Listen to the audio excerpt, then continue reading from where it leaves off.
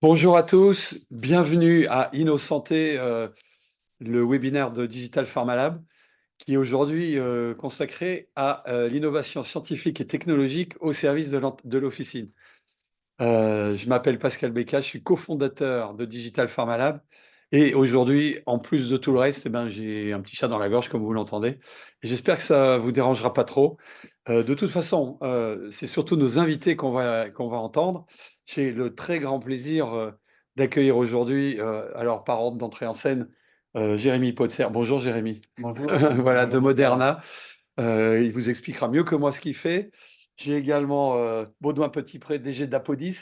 Ravi d'être là, hein, ravi d'être avec Pascal encore sur l'innovation. Voilà, et Apodis vous expliquera mieux encore que moi qu'est-ce qu'il fait. Et puis à distance, mais pas trop loin, puisque Maxime, vous êtes en Auvergne-Rhône-Alpes, c'est ça? Exactement, bonjour à tous. Bonjour. Donc, Maxime nous parlera en particulier de ce que fait son groupement Hello Pharmacie. Voilà. Donc, aujourd'hui, on est particulièrement heureux parce que effectivement, il y a une grosse actualité dans le domaine de l'officine, des groupements et des industriels qui s'intéressent à ce mode à ce canal de distribution. Et puis, il y a une effloraison, je ne sais pas comment on dit, une effervescence absolument incroyable de start-up et de nouvelles opportunités, de nouvelles applications grâce à la technologie à l'officine. L'officine, on l'oublie pas, c'est l'endroit du premier recours. C'est le seul endroit où on peut aller et on peut avoir sans rendez-vous une entrevue avec un professionnel de santé. C'est donc l'endroit où bah, finalement se passe le plus clair de la médecine, on peut dire, hein. Et parfois c'est surprenant d'entendre ça, mais c'est quand même un des endroits de santé les plus importants de France. Il y a des millions de patients qui passent tous les jours dans les 22 000, alors il y en a moins maintenant, il y a 20 21, ouais, 500 ouais. officines en France, des millions de patients qui passent. Et évidemment, l'officine, comme tout le reste, est sujet à le tsunami de la technologie. Euh, non seulement parce que les patients utilisent cette technologie, évidemment les titulaires des officines utilisent la technologie, mais tout autour d'eux, on utilise cette technologie, que ce soit les industriels. Jérémy, tu nous en parleras en détail. Je Tout suis à fait. absolument bluffé par ce qu'a fait Moderna. Vous allez voir, restez vraiment jusqu'au bout. Ce que raconte Moderna est absolument dingue. Moi, je suis super bluffé. Mais ce que font aussi les groupements aujourd'hui qui amènent à leurs adhérents énormément de services et de technologies. Et puis évidemment, Les tout ça est startups. soutenu par les startups les plus innovantes. Alors Apodis, j'allais dire, c'est une vieille startup parce que ça fait longtemps que tu es dans Ouais, le game, hein. ouais, ça fait 5 ans, 5 ans, effectivement. voilà. Et donc, qui a le temps de développer de très nombreux services et toujours plus près, au plus près des officines et des industriels et des groupements. Aujourd'hui, évidemment, ce qui est en train d'exploser, outre toutes ces applications nouvelles et outre toutes ces capacités, c'est évidemment c'est l'intelligence artificielle qui est en train de se Démocratiser. démocratiser, on va dire ça comme ça, et de s'imposer partout. De plus en plus d'officinaux utilisent l'intelligence artificielle. De Mm. plus en plus de startups et de solutions à l'officine utilisent de l'intelligence artificielle, parfois pour des choses très très simples, par exemple juste pour mieux utiliser les ressources de l'officine, les ressources humaines ou les stocks, etc., la gestion stock. Mm. Les LGO, les logiciels de gestion d'officine, intègrent de plus en Mm. plus d'intelligence artificielle. Un certain nombre d'entre eux achètent des technologies d'intelligence artificielle. Et puis les pharmaciens, comme tout le monde, utilisent et vont utiliser ChatGPT ou les équivalents. Mm. Ne serait-ce que utiliser Copilot pour faire des beaux Excel et pour piloter son entreprise, déjà rien que ça, c'est très important. Donc en fait, à l'ère de l'IA, il y a énormément de rôles nouveaux qui arrivent aussi. L'État comprend que les pharmaciens doivent participer plus comme professionnels de santé. Et donc, il y a de nouvelles missions qui leur sont données, rémunérées, certaines oui, certaines non, mais Toujours à débat. toujours, c'est toujours sujet à débat. Ouais. Et donc, il y a évidemment une très grande foison de nouvelles de nouvelles activités. Les pharmaciens, je crois, sont relativement heureux d'être réellement des professionnels de santé au service des patients. Alors, on va commencer, je ne vais pas parler plus longtemps, on va commencer par Maxime Denis, donc Hello Pharmacie. Alors, déjà, en un petit mot, Maxime, Hello Pharmacie, qu'est-ce que c'est? Hello Pharmacie, rapidement, c'est un groupement de pharmaciens qui du coup, en fait, sont des pharmaciens indépendants. Et en fait, notre groupement, il a aussi la chance d'être certifié ISO 9001. Et on a été créé en 2008. Et actuellement, on compte plus de 90 pharmacies qui sont réparties sur la région Verne-Rhône-Alpes. Et la chose qui est extrêmement importante, et c'est un peu nos valeurs fortes et qui dicte un petit peu la conduite de l'ensemble de nos adhérents et de nos équipes, c'est la bienveillance et la confiance. Et de manière générale, c'est de pouvoir s'occuper de nos patients et d'être vraiment centré sur le cœur de métier de la pharmacie et permettre de proposer en fait un ensemble de services adaptés à nos patients. Alors, merci. Vous avez donc 90 pharmacies. Vous avez des pharmacies petites, grandes, tout type. Et un peu toutes les tailles finalement, mais voilà, l'idée générale, c'est que au niveau de nos pharmacies, on puisse déployer les services, donc que ça soit des nouvelles missions, les entretiens pharmaceutiques, la vaccination. Donc l'idée générale, en tout cas, nos adhérents puissent développer tout ce dont on est attendu D'accord. au niveau législatif. Alors, à vous, là, je vous passe la main et à vous de nous montrer avec quelques slides que vous avez préparés. Hop, alors, tout. Et voilà. Eh ben, nickel. Donc du coup, nous ensemble, donc voilà, ça c'était la présentation de notre groupement avec notre ADN et vraiment l'idée c'est qu'on s'axe sur le cœur de métier de la pharmacie d'officine et du coup aujourd'hui sur la médicalisation de la pharmacie. De manière générale, la chose que je voulais vous présenter, c'est que au niveau de la pharmacie, déjà, c'est un petit peu du quotidien, la digitalisation, l'innovation. C'est déjà aujourd'hui, toutes les pharmacies, les groupements ont des sites internet. C'est une porte d'entrée finalement à la santé, à l'accès à de l'information. On a aussi finalement dans cette information tout ce qui est envoi d'ordonnance, scan de l'ordonnance. Et aujourd'hui, on a la chance d'avoir accès au dossier médical partagé qui s'implante de plus en plus et qui permet vraiment de simplifier l'usage santé au quotidien. Ce qui va faire rebond souvent au site internet, c'est la prise de rendez-vous en ligne. Ça, c'est quelque chose qui a beaucoup aidé les patients, je pense entre autres pendant le Covid pour les vaccinations, mais qui va nous aider aussi demain à la prise de rendez-vous pour les différents entretiens pharmaceutiques, qui sont des missions extrêmement importantes à mon goût. Une des choses qu'on a développées avec Hello Pharmacie, c'est qu'au niveau de notre site internet, nos patients peuvent nous poser des questions santé directement qui sont répondues par nos pharmaciens. Et ça permet voilà, de créer un lien aussi auprès de nos patients et d'orienter, du coup, si besoin, nos patients dans les pharmacies et de les accompagner. À côté de ça, et je pense on est tous très sensibles à nos engagements RSE et on essaye un maximum de digitaliser l'ensemble de nos communications afin de diminuer le papier.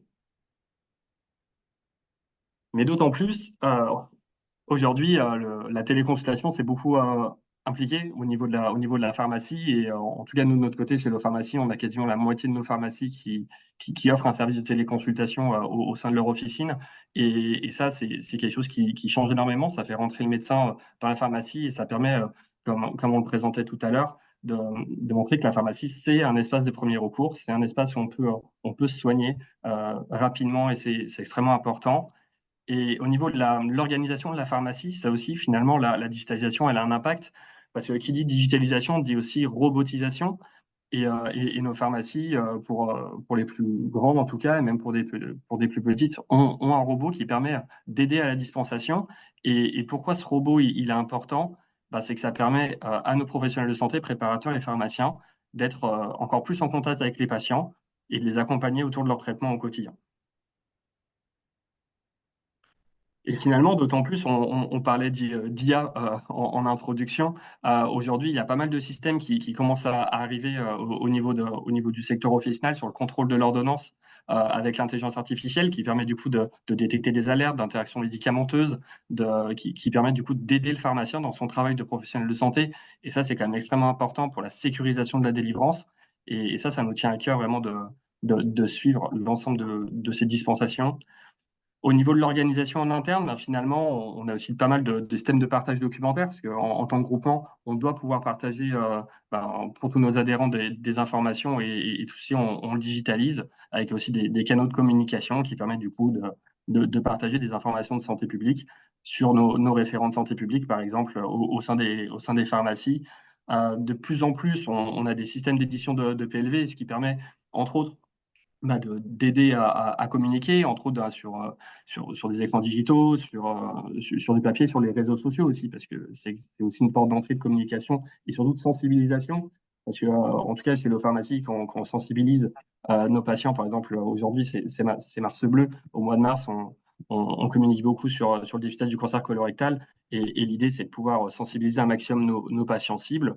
Et quand on parlait d'entretien pharmaceutique tout à l'heure, ben, finalement, ces entretiens, pour qu'ils soient bien mis en place, il faut qu'on soit aidé par des bases de données scientifiques qui nous permettent finalement d'éviter de piocher dans le vidal papier et peut-être perdre notre temps. C'est d'aller plus vite, plus fort et d'aller aussi plus loin avec des bonnes bases de données qui nous aident au quotidien. Et finalement, ben, le terme tsunami tout à l'heure était bien trouvé. Il y a beaucoup de choses en digitalisation et je voulais faire un focus sur la vaccination parce qu'aujourd'hui, la vaccination, c'est un quotidien à la pharmacie. Et de manière générale, un peu d'histoire. La loi HPST de 2009, elle a quand même un petit peu changé le niveau de la pharmacie, qui a permis de recentrer la pharmacie sur son cœur de métier avec des notions de prévention, de diagnostic, d'éducation à la santé. Et ça, c'est extrêmement important. Et par cette loi HPST, on a eu des expérimentations, la vaccination antigrippale qui s'est généralisée en 2019, et ensuite dans la pandémie avec le Covid, qui a intégré ben, du coup, le pharmacien dans la vaccination finalement de l'ensemble des personnes sur le territoire. Maxime, parlez Oui. bien devant vous, parce que sinon on entend un peu moins bien le son. Ok, ça marche. Ouais.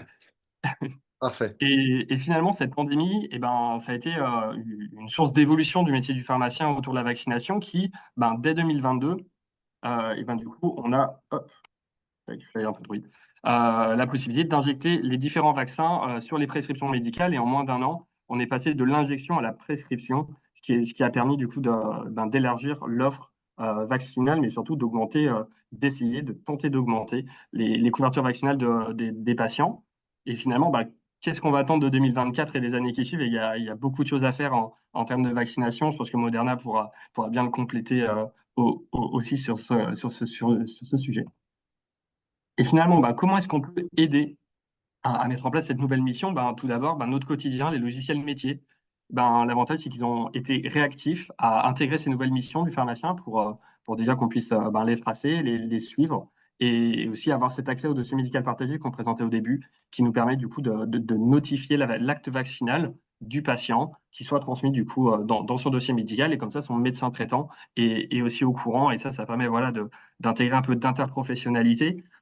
Aujourd'hui, nos logiciels métiers, ils nous permettent aussi de faire pas mal de choses comme des pop-up de vaccination, ce qui nous permet, pendant une dispensation, de penser à proposer la vaccination à un patient cible. Et ça, c'est extrêmement important d'avoir une démarche d'aller vers et pouvoir aussi suivre les statistiques des différents actes, parce que ça permet aussi du coup de savoir où est-ce qu'on en est et comment est-ce qu'on peut ben, promouvoir cette vaccination. Là, à titre d'exemple, c'est un pop-up qui permet du coup d'aller proposer cette vaccination à notre patient qui, là, du coup, à 25 ans. Ben, du coup, dans le calendrier vaccinal, il y a un rappel à faire. Du coup, on va sensibiliser le patient à le réaliser. Finalement, cet objectif, c'est quoi? C'est de faciliter la proposition et la sensibilisation des vaccins dès le comptoir, dès l'arrivée du patient. Finalement, en plus de nos logiciels métiers, on a aussi d'autres outils, on en a plein, et qui permettent de nous aider à la prise de décision vaccinale, parce que le calendrier vaccinal, il n'est pas forcément facile et simple à appréhender, et notamment d'autant plus avec l'acte de prescription qu'on a actuellement. Donc, on a pas mal d'outils qui existent avec des algorithmes qui permettent du coup de reprendre en compte les comorbidités du patient, son âge, et du coup de pouvoir proposer les vaccins qui sont recommandés à cette population cible. D'autant plus que cette population cible, il est possible de la suivre et Baudouin en parlera avec Apodis, ce qui nous permettra de mettre en avant quelle est notre population, comment est-ce qu'on peut la sensibiliser et là-dessus, notamment avec pharmacie, on a nos campagnes de sensibilisation qui permettent du coup d'avoir cette démarche d'aller vers et d'augmenter en tout cas la couverture vaccinale et même aussi de montrer qu'aujourd'hui on peut prescrire les vaccins Et ça, c'est extrêmement important que nos patients puissent savoir ce qui se passe et ce qu'on peut leur proposer pour leur santé. Et pour conclure, ben, cette digitalisation en officine, ben, tout d'abord, elle est intégrée au quotidien de la pharmacie d'officine. C'est clairement du quotidien, on le fait tous les jours parce que quand on arrive à la pharmacie, on allume notre ordinateur, on ouvre notre LGO. Et cette digitalisation, elle facilite la mise en place des nouvelles missions. Et ça, c'est extrêmement important. Et ça nous tient à cœur chez Hello Pharmacie, mais je pense même à tous les pharmaciens de France. On veut faire plus de cliniques, on veut faire plus de nouvelles missions santé. Et ça va nous aider. Et de manière générale, cette digitalisation, elle apporte une plus-value organisationnelle, comme on a pu le voir au début, servicielle, avec l'exemple des vaccins, et surtout clinique pour les entretiens pharmaceutiques. Et tout ça dans un objectif de mieux s'occuper de nos patients. Et ça, c'est le plus important, en tout cas chez nous, chez nos pharmacies. Et merci de votre écoute. Merci Maxime. Merci, Merci. Maxime, c'était effectivement très, très clair. Moi, je sais pas ce que vous en pensez, mais je suis vraiment, enfin, épaté de voir le nombre le nombre finalement d'applications, la qualité, l'étendue, hein, de ce que vous pouvez proposer à vos membres. Et finalement, on voit que là, le groupement, propose des choses qui vont bien plus loin que ce que vous faisiez traditionnellement, un véritable package serviciel, basé sur le digital qui est effectivement, très puissant. Est-ce que vous avez, des remarques, Non, non, à formuler? effectivement, c'est comme ça qu'on s'est connus avec Hello, parce que Hello, pour nous, enfin, start-up, on voit Hello très fédéré avec 90 pharmaciens, tu disais, je n'avais plus le nombre en tête, mais C'est ça. qui sont très digitalisés, qui vont assez vite. Donc, pour vous expliquer Apodis, qu'est-ce que c'est? Effectivement, là, je reprends la transition, mais Apodis, c'est la genèse de pharmaciens. C'est pas un groupement de pharmaciens, c'est une start-up, mais c'est la genèse de pharmaciens qui ont dit, bah, concrètement, il y a des choses à faire grâce à la data et au numérique. Ouais. Tout simplement, comme on se voit confier, les pharmaciens se voient confier plein de nouvelles missions. Tu l'as dit, Maxime, mais on parle de la vaccination, on parle de dépistage, on parle aussi d'entretien, de prévention. Bientôt, là, sur le PLFSS 2024, on va faire les entretiens aux âges clés, 45 ans, Ah, 50, c'est moi, 45 ans, 45 ans. 50, 50, 65, 70 ans. On va faire les entretiens les pharmaciens doivent faire des entretiens de prévention. On avait tous les entretiens de, de, de bon usage autour de l'asthme Hein. et les bilans de médication. On voit que tout ça, les pharmaciens, ils ont besoin d'outils. Et c'est pour ça qu'à Apodis, on a créé Apodis pour faciliter les nouvelles missions, tout en gardant aussi la productivité. Effectivement, nous, on va se positionner, comme tu l'as bien dit, le pharmacien, on va se positionner comme un Waze. C'est-à-dire que le pharmacien, il a sa voiture, son gros LGO, et puis il va conduire son officine. Et nous, on va lui rajouter un Waze pour l'aider dans ses nouvelles missions, conseiller en gros les équipes officinales. Elles sont quand même, il y a le titulaire, mais il y a aussi, pensons aux équipes officinales, il faut penser à dire à un patient de se faire vacciner. Donc, nous, à partir, en gros, Apodis, c'est simple, c'est une boutique de store, et on va développer des applications avec nos partenaires. Et nos partenaires, par exemple, je vous ferai Eh ben, un cas allez, précis. c'est le moment, vas-y. Un cas précis, mais je vais aller avant ça, je vais présenter mes slides. Vas-y. Hop. Donc voilà, en résumé, Apodis, on est une quinzaine, hein. Comme un point important, c'est que l'État français, depuis Ma Santé 2022 et le Ségur, met à disposition pas mal de choses. C'est-à-dire pour faciliter l'adoption, par exemple, on utilise, nous, ProSanté Connect pour identifier le pharmacien. Comme ça va plus vite aussi dans l'adoption des outils numériques. On utilise, par exemple, on a un agrément Sésame Vital pour lire la carte vitale. On utilise les messageries sécurisées. C'est-à-dire que cette doctrine numérique en santé, ça garantit à la fois une interopérabilité et une sécurité des données, et que tout le monde puisse partager des données de manière sécurisée et d'avoir une confiance aussi dans le numérique. Ce qui nous paraissait important là-dessus, parce que il y a forcément, tout le monde n'est pas numérique, et du coup, il faut faciliter, il faut de l'adoption et il faut que les professionnels. Du coup, à Apodis, il y a une sécurité des données. On utilise un HDS parce qu'on va notre Wave va pouvoir analyser les données patients pour le titulaire et les équipes officinales. Donc, il faut que tout soit sécurisé, sanctuarisé. Et du coup, voilà, on utilise les outils de l'État, ProSanté Connect et tout ce qui est messagerie sécurisée.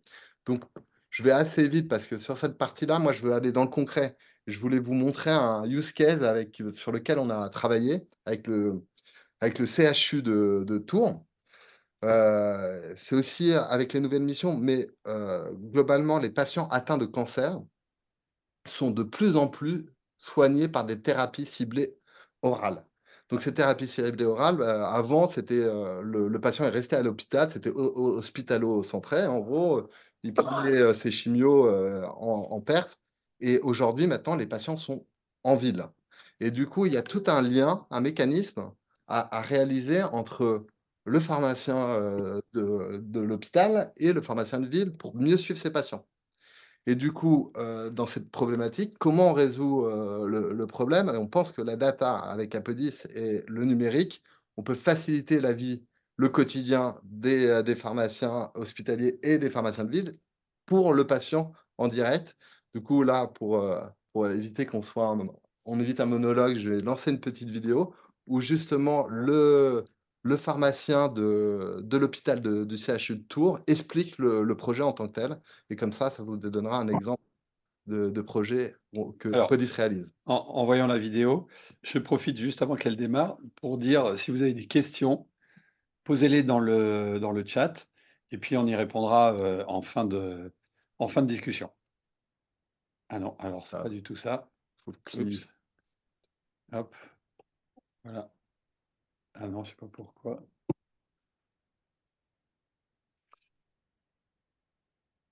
C'est ouvrir le lien dans un nouvel onglet, c'est ouais, ça? Voilà. joie du direct. Ça marche pas, ça marche pas. Hop, hop. Ah, voilà. Voilà, fallait cliquer 2 fois.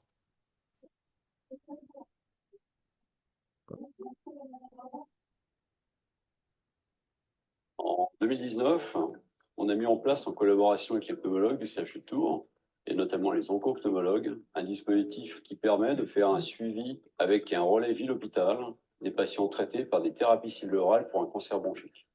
À l'origine de ce programme, plusieurs constats. Tout d'abord, la multiplication du nombre de thérapies ciblées orales disponibles, la possibilité donc de traiter de plus en plus de patients pour des cancers de plus en plus étendus, tels que le cancer du poumon, le cancer du sein, le cancer des ovaires, et bien d'autres encore. Le confort apporté aux patients et cette facilité est également le corollaire d'une certaine forme de banalisation de ces traitements. Et par ailleurs, ces médicaments étant aussi associés à beaucoup d'effets indésirables, il y avait un risque majeur de décrochage de la part des patients, ce que l'on appelle aussi l'inobservance thérapeutique. Le dispositif désormais a 4 ans d'antériorité et plusieurs dizaines de patients ont pu en bénéficier, ce qui nous a permis de mesurer à la fois la valeur ajoutée perçue par le patient, le fait pour le patient de se sentir vraiment entouré par des professionnels de l'hôpital et de la ville, et pour les oncopneumologues et pour les infirmières également investis dans le suivi de ces patients, un vrai plus également pour leur pratique. Des résultats qui pour le moment sont extrêmement intéressants. Il est évident que quantité d'autres patients pourraient également bénéficier de ce dispositif, et notamment pour des cancers tels que le cancer du sein.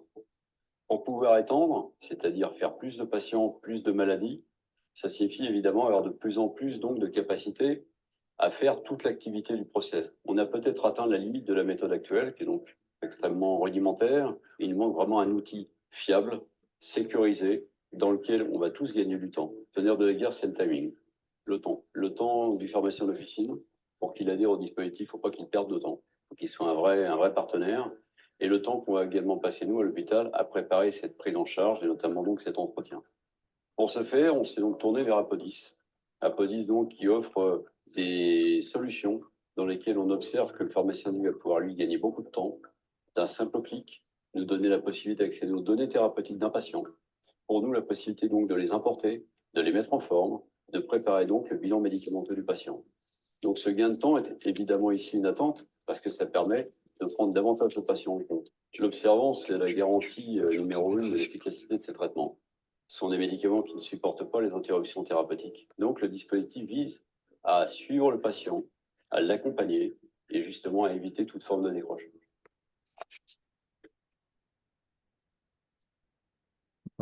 Hop. Ah, désolé. Ouais, c'est pas ça. J'ai fait la... Use bullet points in a Aïe, aïe, aïe, aïe. presentation. Look, if you're responsible Hop. for driving new sales into a business you own or that you work Du for, coup, you're probably alors, going to need a pardon. presentation. C'est But C'est de ma use faute, hein. bullet points in that presentation. Du coup, effectivement, dans ce projet, on a monté ce projet à l'initiative du CHRL2, hein, le professeur Daniel Antier est à l'initiative, mais pour justement faire en sorte que ces patients soient mieux accompagnés. Donc ça, c'est un projet qui est complètement duplicable dans tout type d'établissement, hein. Donc on a commencé par Tours, mais potentiellement un autre pharmacien hospitalier souhaite accompagner ces patients dans le suivi de leur traitement et qui n'hésitent pas à nous faire appel. Et S'ils aussi, nous entendent. ils nous entendent. Et aussi, je veux parler aussi de collaboration startup parce qu'on bosse, on peut très bien s'interopérer parce que, par exemple, dans ce projet-là, il y a un projet de conciliation médicamenteuse, c'est-à-dire que le pharmacien de ville doit envoyer les ordonnances du patient en question vers le pharmacien hospitalier qui doit faire son mécanisme de conciliation médicamenteuse, vérifier les traitements historiques pour instaurer une thérapie ciblée orale. Et donc là, il y a plein d'outils. Et du coup, nous, on peut s'interopérer avec tous ces outils-là. Et de la même manière, je ne vais pas tous les nommer, il y en a plein, des outils de conciliation médicamenteuse. Et de la même manière aussi, il y a des outils de télésuivi pour des patients atteints d'onco. Justement, l'assurance maladie a validé deux startups de télésuivi et on peut de la même manière intégrer dans nos dispositifs ces parties-là. Donc voilà, c'était un beau projet chez Apodus, on est assez fiers, on veut le dupliquer justement. Mais mis à part ça, on a déjà aussi des solutions pour les pharmaciens d'officine. C'est comme ça qu'on s'est connus avec Hello. Mais on a, comme je vous l'ai dit, on a un web, on a différentes applications que le pharmacien peut valider comme il le souhaite. Par exemple, on a un module, on va travailler sur des sujets de prévention, comme je l'ai dit au départ. Par exemple, les entretiens de femmes enceintes. Sachez, pour ceux qui nous écoutent et qui ont le bonheur d'être enceinte, de pouvoir faire un entretien où le pharmacien va prendre du temps avec la patiente pour lui expliquer les interactions médicamenteuses quand les femmes sont enceintes. Et aussi, on va travailler aussi sur des sujets de bon usage. Donc, par exemple, on a tout un module sur la contention, faire en sorte que les patients soient mieux pris en charge sur l'insuffisance veineuse. Et après, là, je ne l'ai pas mis tous les modules, mais on a un module sur l'asthme sévère, sur la dermatite atopique. Donc, vraiment pour aider le pharmacien à mieux conseiller, mieux orienter les patients qui sont un peu perdus, hein. Comme l'a dit Pascal, c'est le centre de soins sans rendez-vous, 4 millions de patients, mais dès que tu as un problème, tu as un mot, tu vas aller chez le pharmacien. Et du coup, il faut lui donner les aiguillages. Nous, on se dit Waze, mais garde d'aiguillage pour lui donner les informations nécessaires sur une pathologie et l'orienter chez le médecin, le cas échéant. Du coup, on a aussi, là, je vais faire une transition pour Moderna, mais on a un module qu'on a développé sur la grippe. Pourquoi sur la grippe, on a développé un module grippe? Parce qu'on s'est retrouvé justement, beaucoup de pharmaciens titulaires pendant la crise Covid se retrouver avec plein de doses de vaccins grippe parce que tout le monde se fait vacciner Covid. Et du coup, nous ont dit, mais comment je peux vacciner les patients grippe, sachant que j'ai aucun moyen, etc. Mais LGO, c'est compliqué. Du coup, on a développé tout simplement un algorithme qui permet d'identifier les patients à risque, hein, comme l'a bien dit Maxime. Donc, les patients à risque, c'est les patients asthmatiques, les patients diabétiques, les patients en onco, les femmes enceintes et à partir de cette donnée-là, d'alerter l'équipier au comptoir. Et comme ça, l'équipier au comptoir permet de sensibiliser le patient à la vaccination. Du coup, c'est pour ça on a fait le même module en DTP. DTP, sachez que le DTP, c'est à 45 tous les 10 ans, puis tous les 20 ans à partir de 65. Mais c'est important. Et je voulais donner des résultats, et après je te laisse, Jérémy, des résultats chiffrés de l'utilisation du numérique, parce que on parle, mais il faut des résultats, parce il y a effectivement un foisonnement, mais quelle est l'utilité, l'usage? Nous, concrètement, des pharmaciens qui utilisent justement notre application sur la grippe, ils ont à peu près 1400, pour info, 1400 patients à risque, c'est-à-dire tous ces patients diabétiques les plus de 65 ans. Et ceux qui l'utilisaient la première année ont gagné 10%, soit 140 patients supplémentaires vaccinés. Et la deuxième année, comme il y a plus d'usage, il passe à plus de 20%, plus de 280. Du coup, c'est l'usage, je parle de l'usage dans le digital, dans le numérique, dans l'IA, il faut de l'usage. Et du coup, il y a une courbe d'adoption. Et justement, des boîtes de conseil comme le Digital Pharma Lab permet d'aider à cette adoption le plus possible. Et je laisse la parole à l'expert de la vaccination, mais pas que. Mais pas que, parce que Bon, vous allez voir. En tout cas, merci. Ces chiffres sont quand même relativement impressionnants.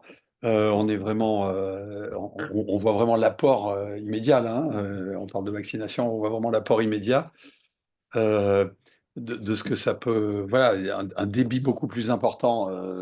Il suffit d'un pense-bête au Voilà. comptoir, de sensibiliser un patient 100%. Quoi. Ouais. Effectivement, il y a des patients qui vont pas Oui, mais accepter la vaccination, mais si quelqu'un vous dit vous avez besoin de vous faire vacciner, on peut voilà. le faire Voilà. rapidement, ça marche.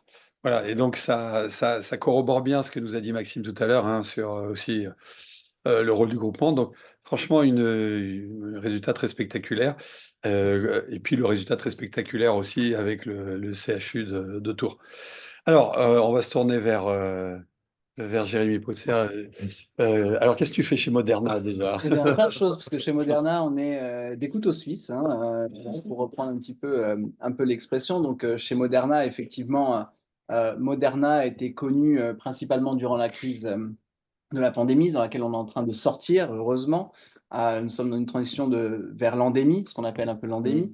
Rappeler un petit peu la mission de Moderna avant tout, et sans rentrer dans le détail, mais notre objectif, c'est délivrer le plus grand impact de santé publique grâce à l'ARN messager. Donc, ça comprend des solutions vaccinales, mais ça comprend également des thérapeutiques. Voilà. Donc, aujourd'hui, on est au stade de la vaccination avec la vaccination Covid.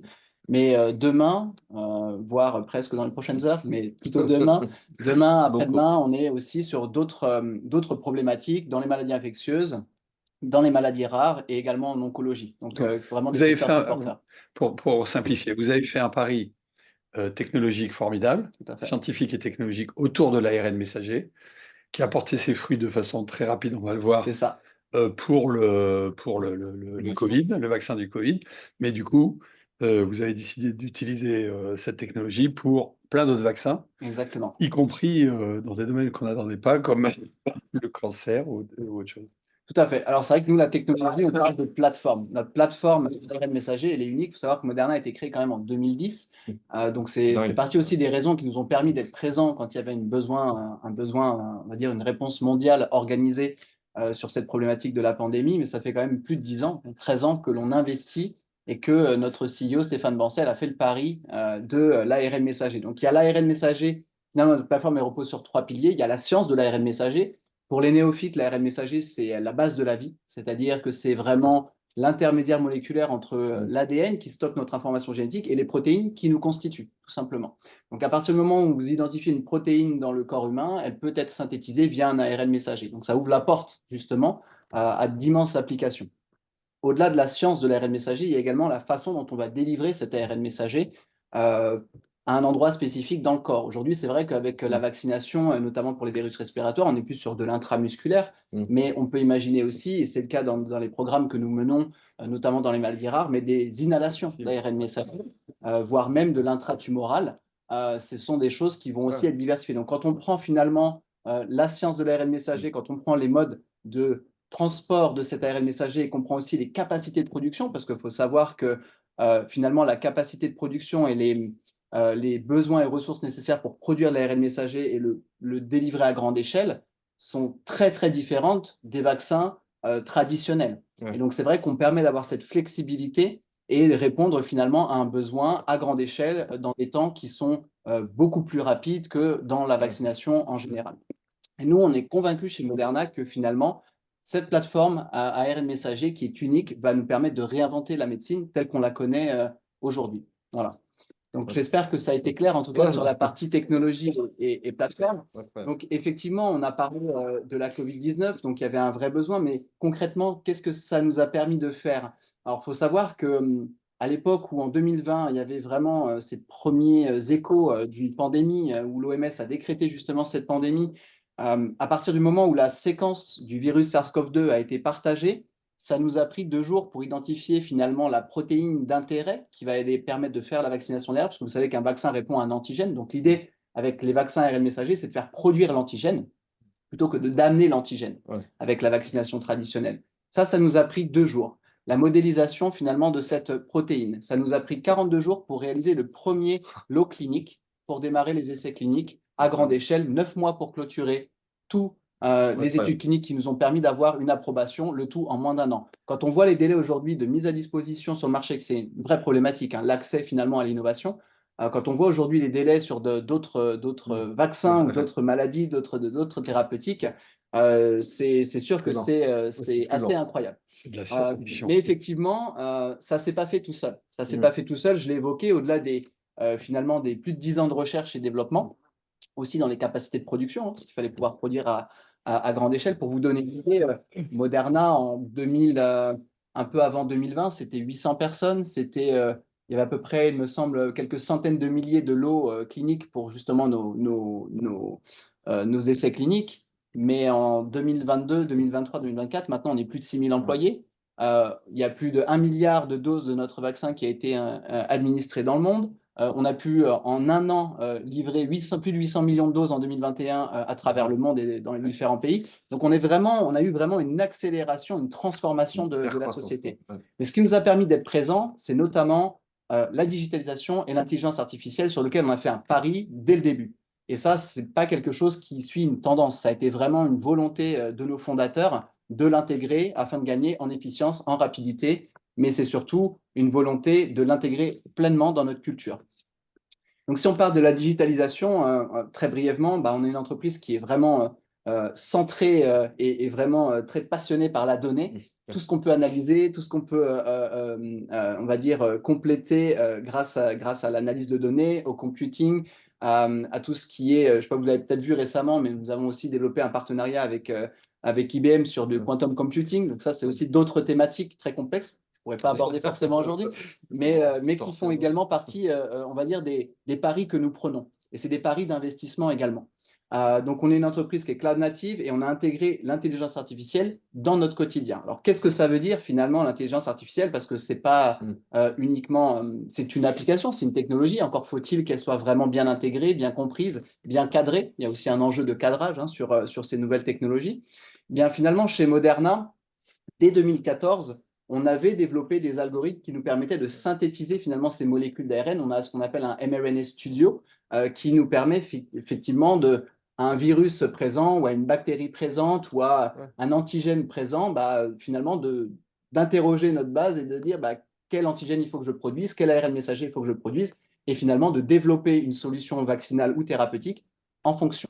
Et donc ça, finalement, ça va nous permettre d'aller très vite. Il faut savoir aussi qu'en 2016, on a mis en place les mêmes algorithmes, mais pour justement le design de molécules d'ARN pour le traitement du cancer, mais des traitements personnalisés. Ça, c'est vraiment l'avenir. C'est-à-dire qu'aujourd'hui, on a un gros partenariat avec Merck aux États-Unis et MSD en Europe, mais sur des traitements néotigéniques personnalisés, donc vraiment à l'échelle de l'individu, parce que chaque tumeur est différente. Ce n'est pas du CAR-T, c'est vraiment de finalement analyser une tumeur, analyser les néo-antigènes qui sont sur cette tumeur et aller faire produire finalement la bonne thérapie pour justement répondre et aller traiter le patient. Mais on est sur du traitement ultra personnalisé. Voilà. Donc ça va être l'avenir. On parlait aussi de culture. Donc la culture, ça veut dire quoi? C'est comment est-ce qu'on accompagne aussi nos employés aujourd'hui face à l'intégration de l'intelligence artificielle? Eh bien, nos fondateurs et une grosse équipe derrière ont aussi l'idée de créer en interne une AI Academy où aujourd'hui, les 6000 employés de Moderna sont tous éligibles à être formés, certifiés. On a des partenaires avec des grandes facultés aussi aux États-Unis sur l'intelligence artificielle. Donc là, il y a une vraie volonté aussi d'accompagner et on est encouragé chaque jour à utiliser l'intelligence artificielle. On a également tissé de nombreux partenariats avec OpenAI assez tôt. Il faut savoir qu'aujourd'hui, nous, ChatGPT, on l'a intégré pleinement depuis maintenant 2023 dans nos outils quotidiens. Donc, vous voyez, dans n'importe quel laboratoire ou entreprise, vous avez des systèmes, SAP, voilà, pour vos dépenses ou autres. Nous, aujourd'hui, je pense que 90% des employés de Moderna utilisent au moins quotidiennement un outil d'intelligence artificielle, voilà, qui soit lié à OpenAI. Donc, nous, on a appelé ça mChat en interne pour la petite histoire, ou alors qui soit lié à d'autres types de plateformes. Mais c'est vraiment une volonté de l'utiliser. Et les applications, alors moi, c'est vrai que je suis au marketing, mais les applications, elles sont à la fois sur de la création de contenu, elles peuvent être aussi sur des visuels, elles peuvent être aussi sur typiquement l'accélération de dossiers cliniques, parce qu'effectivement, hein, il y a beaucoup de données à générer, beaucoup de rédaction, donc tout ce qui peut être automatisé et faire gagner du temps, peut-être forcément, il peut y avoir une application sur la digitalisation ou l'intelligence artificielle. Donc voilà un petit peu comment ça se matérialise et c'est ce qui nous a permis d'être présents quand on le souhaitait et quand on en avait besoin. Effectivement, si je prends un peu tous les départements, que ce soit la pharmacovigilance, que ce soit tout ce qui est gestion de risque, ce qui est légal, il y a une grosse application D'ailleurs, il y a beaucoup de startups en France qui se lancent sur justement l'application de l'intelligence artificielle dans le légal, puisque c'est très long, c'est très complexe. Il y a beaucoup aussi de parcours finalement de choix et de négociation. Donc tout ça, c'est des choses qu'on peut tout à fait mettre en place et que nous avons choisi de mettre en place.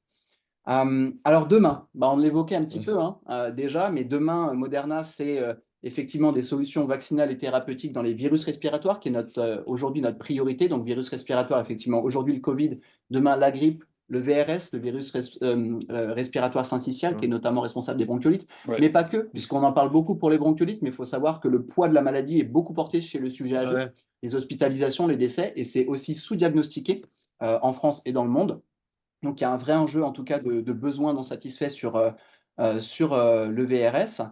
Les virus latents, on a des programmes pour le CMV, cytomégalovirus, des vaccins préventifs contre le VIH et de l'oncologie, on va dire des traitements en oncologie personnalisés, mais ça va aussi jusqu'aux maladies rares, puisque beaucoup de maladies rares, on a passé il y a maintenant 15 jours la journée mondiale des maladies rares, mais beaucoup de maladies rares sont finalement induites par, bien sûr, d'origine génétique pour la majorité d'entre elles, mais finalement, elles se traduisent par une déficience d'une protéine.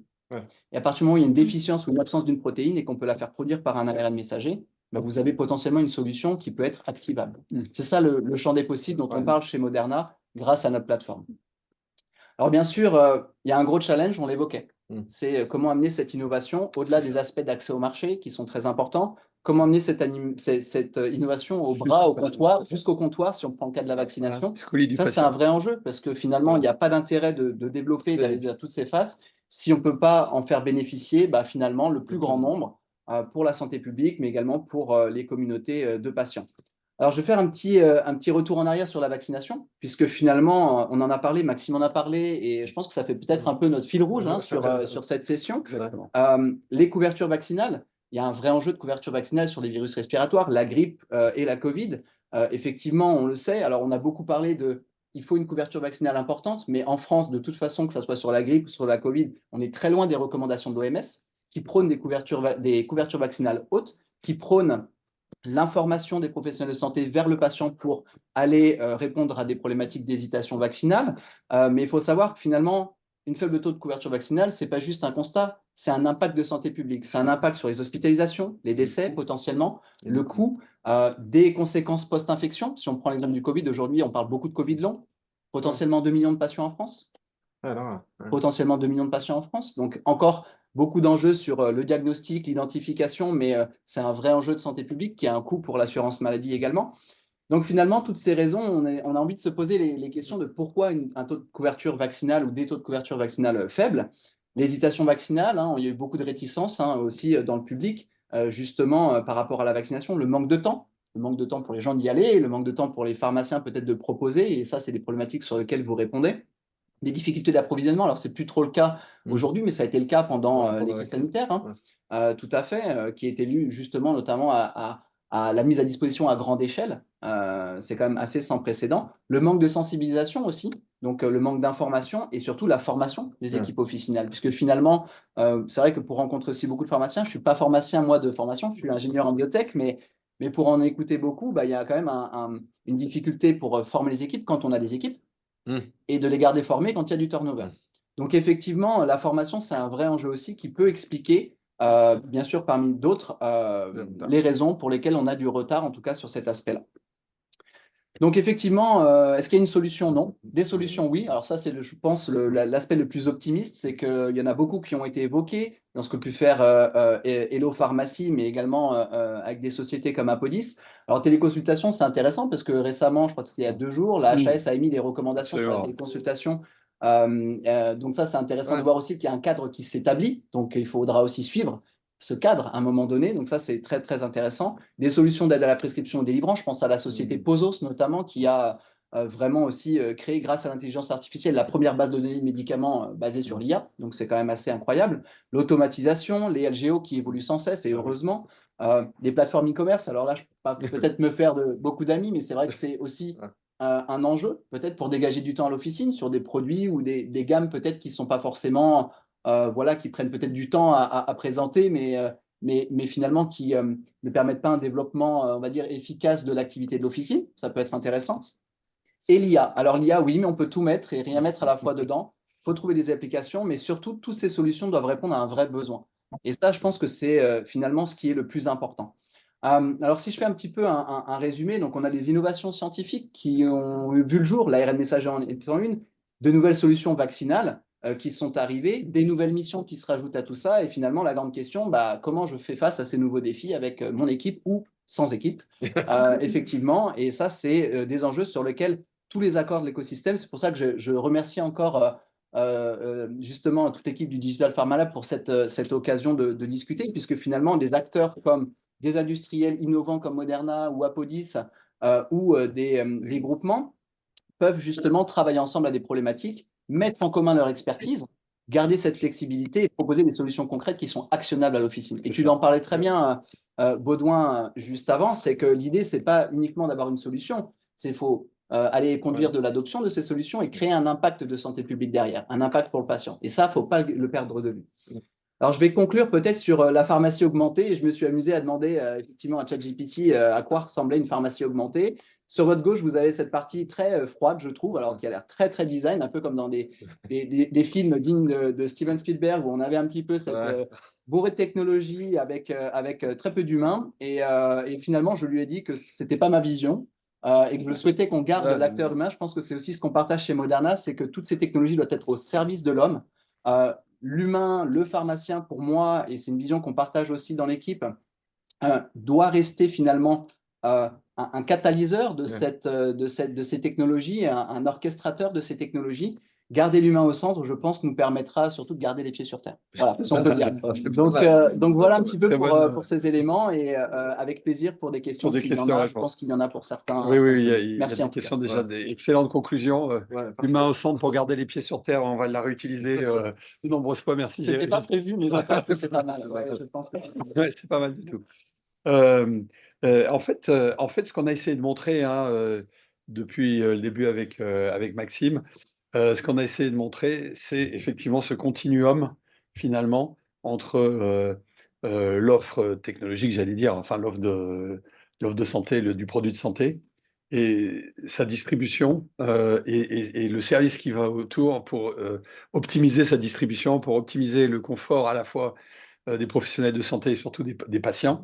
Donc on l'a vu avec la technologie que vous mettez à disposition et qui est extraordinairement spectaculaire, parce que quand on pense que vous êtes arrivé finalement à faire un vaccin en 42 jours, bon, on le savait, mais quand on l'entend, ça a été révélé. C'est encore plus incroyable. Effectivement. C'est encore plus incroyable et on voit quelle est la valeur. Mais on sait aussi que cette valeur-là ne peut pas exister si derrière, vous n'avez pas d'une part les capacités de production, bien entendu, mais les capacités de l'amener, comme tu l'as très bien dit, jusqu'au bras du patient.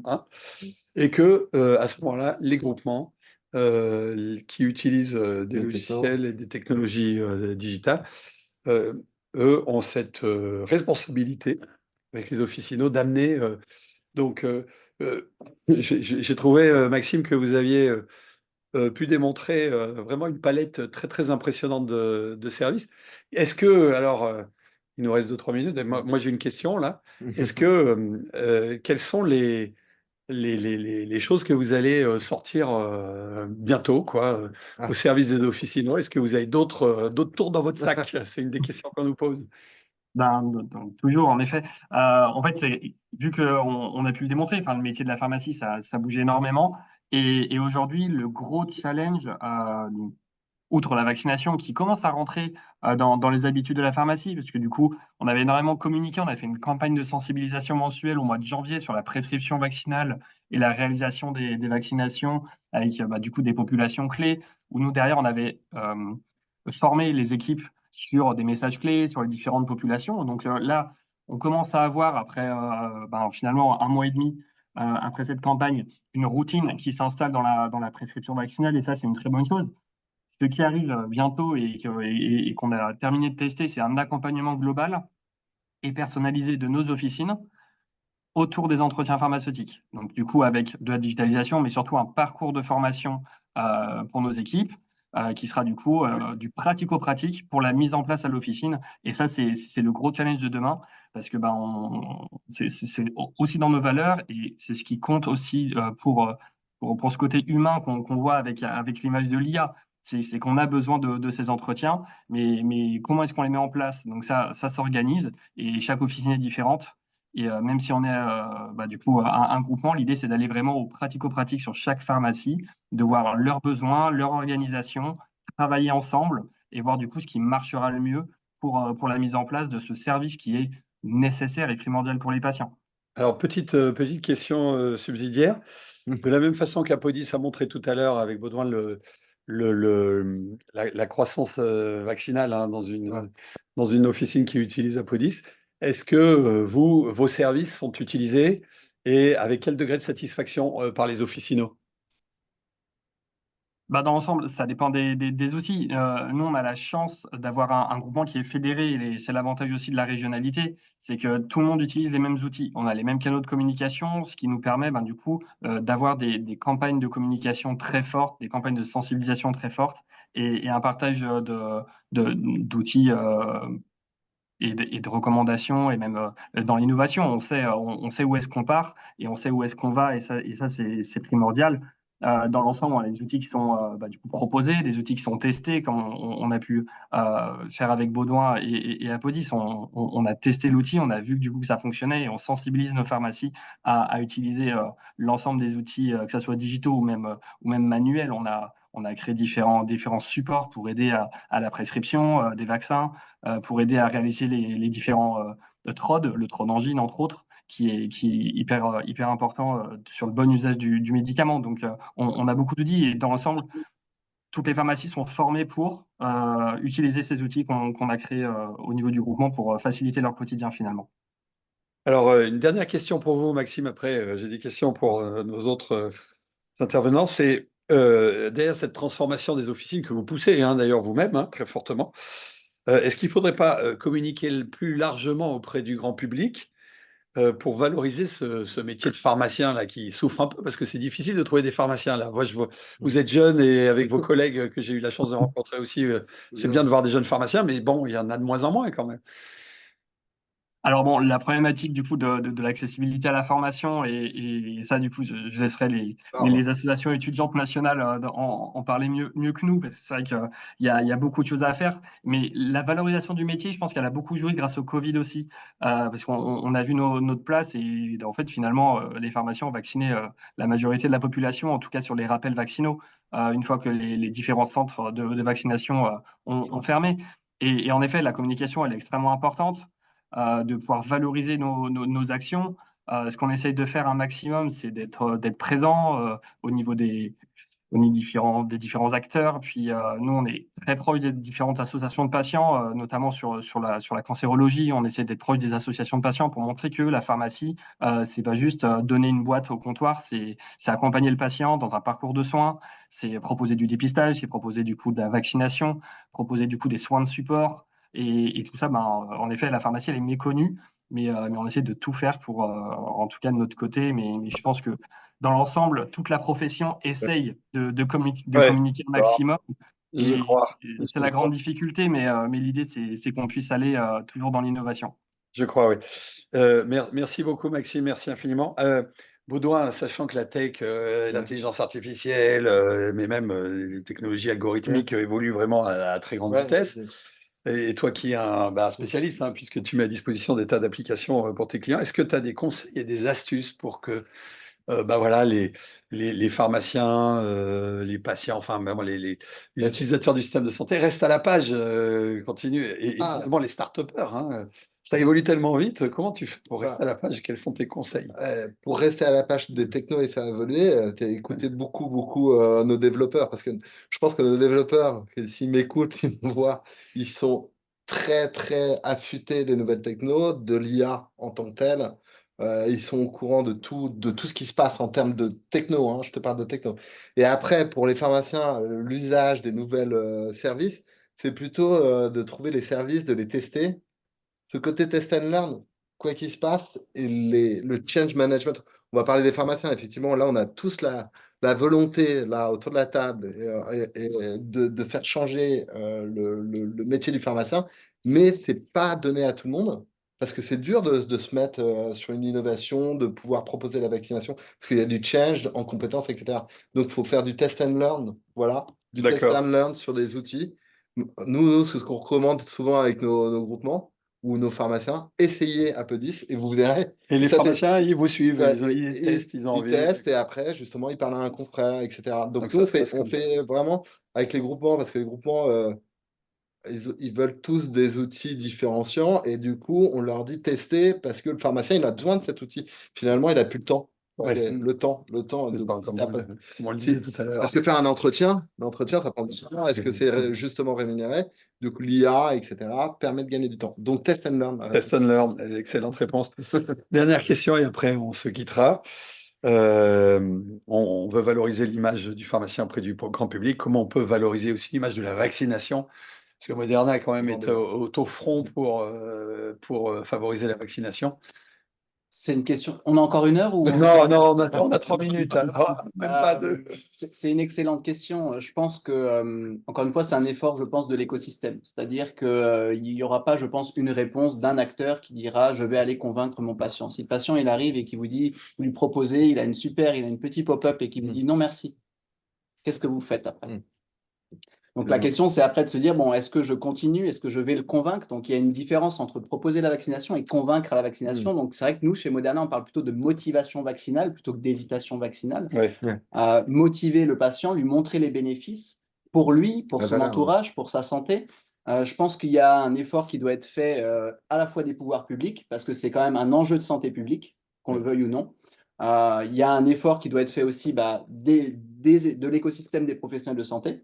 Mais on pense aux pharmaciens, hein, mais tout autour, les médecins généralistes, quel rôle ils peuvent toujours avoir? Ils ont un gros rôle dans la vaccination grippe, mais demain, effectivement, avec ces nouvelles missions, comment va se faire finalement le conseil du patient, qui à la fin est la personne, l'interlocuteur qui arrive en bout de chaîne, à qui on va délivrer une information.